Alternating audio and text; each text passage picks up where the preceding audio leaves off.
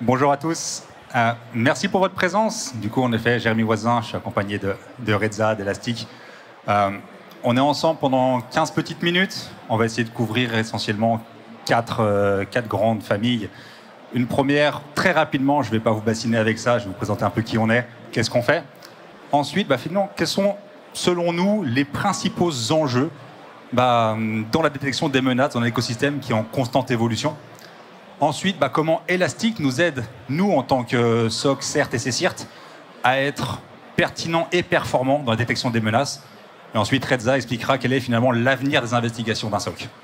Du coup, très rapidement, qui Ops Cyberdéfense, avant tout, c'est des hommes. Quand on parle de stratégie cyber, on est vraiment dans un triptyque People, Process, Technologie. Nous, on a un effort très fort sur l'humain. C'est 46 ingénieurs hautement qualifiés. La moyenne d'année, c'est 10 années d'expérience chez nous. Avec vraiment des équipes bleues et rouges qui travaillent ensemble. On verra comment ça se modélise. On est vraiment dans ce purple teaming continuel. Quelques statistiques sur notre service de détection et de réponse. C'est plus de 10 ans d'expérience, c'est-à-dire qu'on fait du SOC depuis 2014, donc c'est pas quelque chose de nouveau. Le terme SOC a été très galvaudé, on va plutôt considérer qu'on est un centre d'investigation numérique. 10 années d'expérience, 2 SOC, un en France, un en Suisse, 2 CSIRT, un CERT officiel certifié par Carnegie Mellon. Des clients dans 10 pays. Très simplement, c'est actuellement 50 000 actifs surveillés par nos propres agents à travers le monde pour plus de 280 000 utilisateurs finaux. On a la chance d'être membre de différents réseaux, dont le réseau First, qui nous permet d'échanger avec nos confrères de la cyber. Donc finalement, quels sont, selon nous, les 3 principaux, parce qu'il faut bien en sortir 3, enjeux dans la détection des menaces dans un écosystème qui est en constante évolution. Le premier enjeu principal, c'est l'augmentation de la complexité de l'IT et de l'OT, et l'augmentation des interconnexions. Maintenant, on parle vraiment de multi-cloud, c'est-à-dire qu'on a du on-premise avec différents actifs, on a du cloud privé, du cloud public, on a des applications en SaaS, en PaaS, etc. Donc tout ça augmente finalement la surface d'exposition et donc rend plus difficile la détection des menaces. Aussi, on a considérablement augmenté l'interconnexion entre ces systèmes. On a vraiment cette hybridation complète et du coup, plus je suis interconnecté, plus j'augmente mes vecteurs de propagation. Finalement, en augmentant mes vecteurs de propagation, on a eu un écosystème plus fort. J'ai aussi une évolution des attaques et des vecteurs d'attaque. C'est-à-dire que les attaquants, avec l'évolution IT, OT, il y a des nouveaux vecteurs d'attaque qui apparaissent. Et du coup, nous, on doit constamment, finalement, améliorer nos capacités de détection pour être en capacité de détecter ces nouveaux vecteurs. Les attaquants aussi élaborent constamment des nouvelles techniques. Malheureusement, l'innovation dans la cyber, elle est souvent réactive, c'est-à-dire que l'attaquant change son manière d'opérer et du coup, nous, on change notre manière de détecter. Et c'est très peu dans la proactivité. Donc, on doit avoir un système qui est constamment en capacité de s'adapter pour détecter les menaces. Et finalement, le dernier point, qui est le gros des challenges, qui est finalement lié à ces 2 premiers, c'est l'augmentation de la volumétrie de données à traiter. Pourquoi? Parce que les systèmes, que ce soit les serveurs, les stations de travail, génèrent de plus en plus de logs.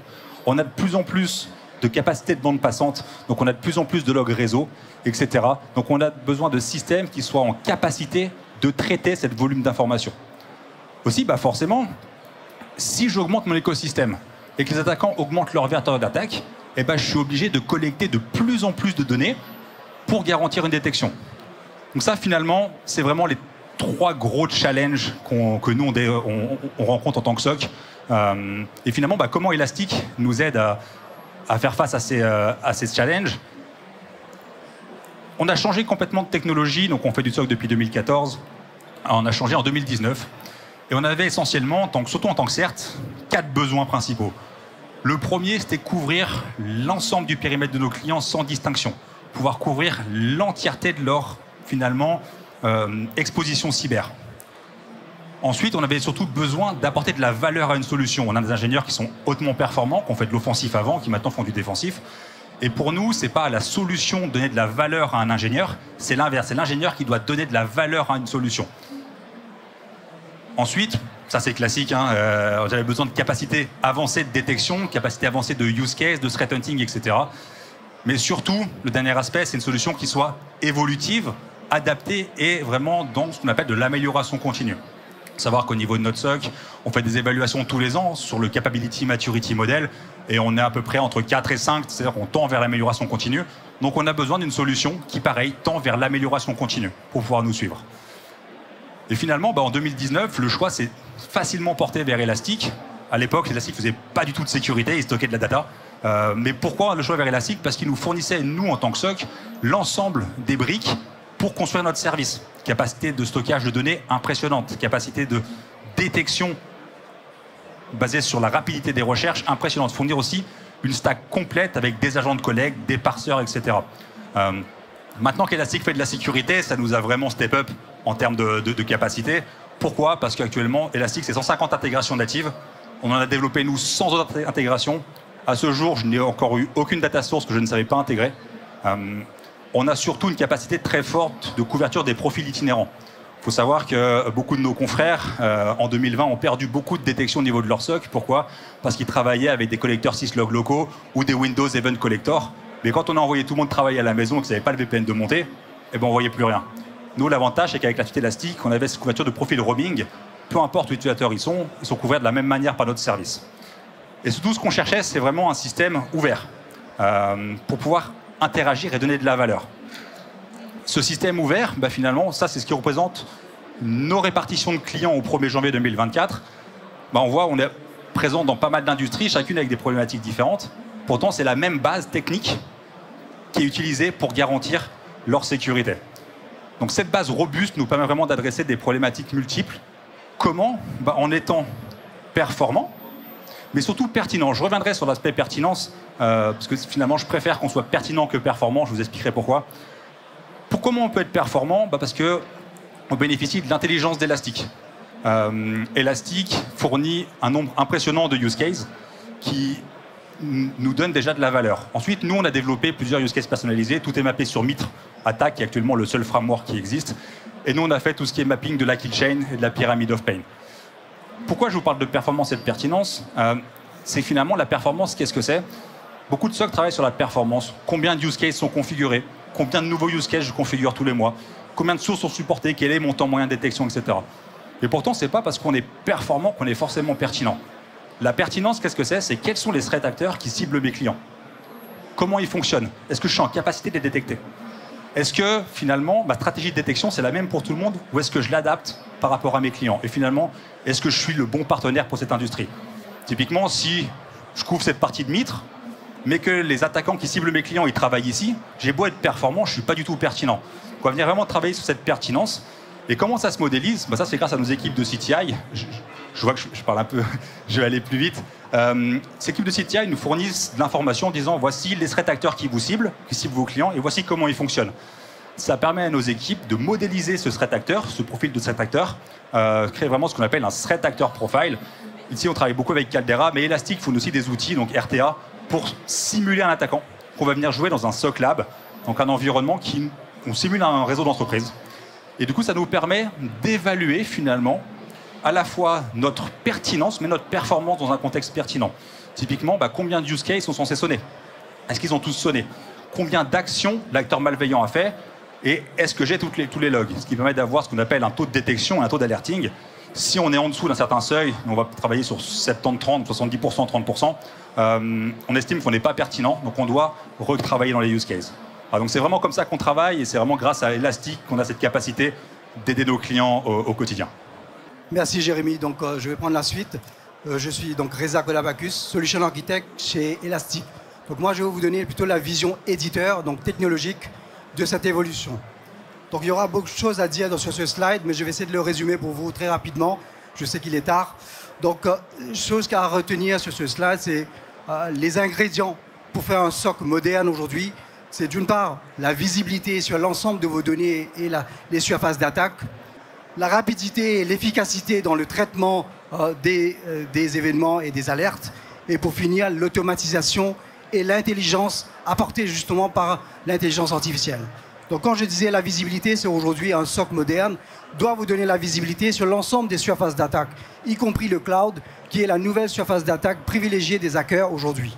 Quand je vous parle aussi de la visibilité, c'est aussi d'être scalable. Non seulement de faire du temps réel, mais aussi d'aller dans les archives, tout ça sans compromis, sans contrainte.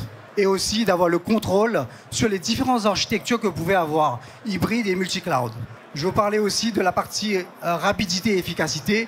Là, j'entends par là, c'est avoir une solution qui a des engines, des moteurs de recherche et de détection et de requêtage performants et rapides pour vous justement aider les analystes à aller à l'essentiel et au plus vite. Donc aussi de corréler et consolider l'ensemble des informations que vous pouvez avoir des différentes fonctions qui sont le SIEM, le endpoint et les clouds. Tout ça dans un objectif de vous assurer une conformité continue, sachant qu'il y a des nouvelles normes qui arrivent européennes sur lesquelles vous pouvez aujourd'hui être compliant. Et pour finir, la partie que je voulais dire, c'est l'automatisation et l'intelligence. C'est là que la partie machine learning et intelligence artificielle rentre en jeu. Donc comment faire pour aider l'analyste, l'humain, d'aller plus loin, d'absorber ce volume d'informations qui est énorme, donc justement dans la détection, dans l'analyse et aussi dans la prise de décision. Et aujourd'hui, on va voir dans ce qui va suivre, c'est que Elastic a aujourd'hui une plateforme unique qui permet de proposer 3 grandes fonctions. La fonction de base reste le SIEM que vous voyez au milieu de l'écran, donc la partie centralisation, détection, investigation et réponse. Et au-dessus de cette fonction SIEM, on a bâti donc 2 autres fonctions qui sont la partie endpoint sécurité, donc la détection et la protection des endpoints, et aussi la partie cloud, comme je disais, le cloud est la nouvelle surface d'attaque.